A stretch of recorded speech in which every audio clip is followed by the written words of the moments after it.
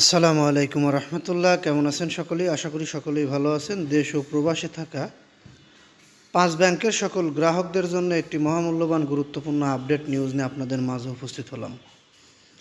টাকা তুলতে এসে কেউ খালি হাতে ফেরত যাবেন না বা ফেরত যায়নি, এরকম একটি মন্তব্য পেয়েছি, সেখান থেকেই আমরা এই নিউজটি করেছি। দেশের বেসরকারি ব্যাংকগুলোর মধ্যে 5 ব্যাংকের গ্রাহকদের কপালে সবচেয়ে বড় ভোগান্তি আমরা দেখতে পাচ্ছি বিগত 1.5-2 বছর ধরে। তারা তাদের নিজের আমানতের টাকা ব্যাংকে রেখেছে। সেই টাকা নিয়ে ব্যাংক কর্তৃপক্ষ কী করেছে সেটি কারো দেখার বিষয় নয়, যারা আমানতকারী তাদের। কিন্তু আমার টাকা ব্যাংকে রেখেছি, আমি যখন ইচ্ছা তখন টাকা ব্যাংক থেকে তুলব এই শর্তেই। টাকা ব্যাংকে রাখার পরে টাকার মালিক যদি ব্যাংকওয়ালা হয়ে যায়, তাহলে গ্রাহকদের আমানতের টাকা ব্যাংকে রাখার কোনো প্রশ্নই ওঠে না। আমরা যতদূর জানি, ব্যাংকে আমানত রাখা মানে টাকা গ্রাহকদেরই থাকে, ব্যাংক শুধু টাকাগুলোকে সুরক্ষিত রাখে এবং সেই টাকা দিয়ে ব্যবসা বাণিজ্য, লোন যে যাই করুক করতে পারে, তবে সেই টাকার বেনিফিটও গ্রাহকদের দিতে হয়। কিন্তু আমরা এই 5 ব্যাংকের ক্ষেত্রে সেটা দেখতে পাচ্ছি না।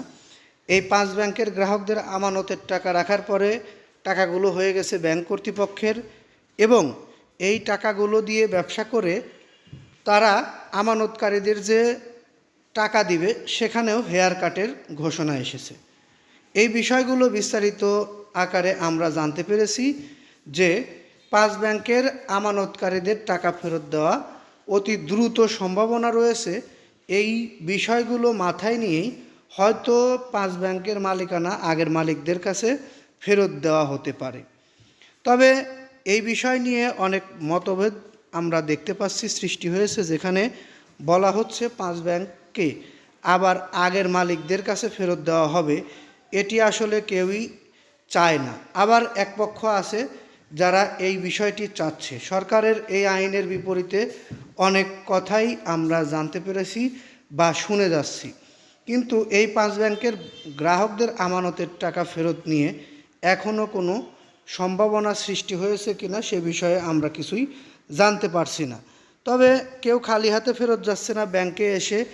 এই বিষয়টি নিয়ে আপনাদের মতামত থাকলে অবশ্যই কমেন্ট বক্সে জানিয়ে যাবেন, কারণ আমরা যদি জানতে পারি যে হ্যাঁ, এই 5 ব্যাংকের গ্রাহকরা বর্তমান সম্মিলিত ইসলামী ব্যাংকে গিয়ে তাদের আমানতের টাকা চাহিদা মতো উঠাতে পারছে, তাহলে সেটি আলহামদুলিল্লাহ। তবে আমাদের কাছে এখন পর্যন্ত যে নিউজ রয়েছে বা যে তথ্য রয়েছে, সেই তথ্য অনুযায়ী বলতে পারি এই 5 ব্যাংকের গ্রাহকরা এখন পর্যন্ত তাদের আমানতের টাকা ফেরত পাচ্ছে না।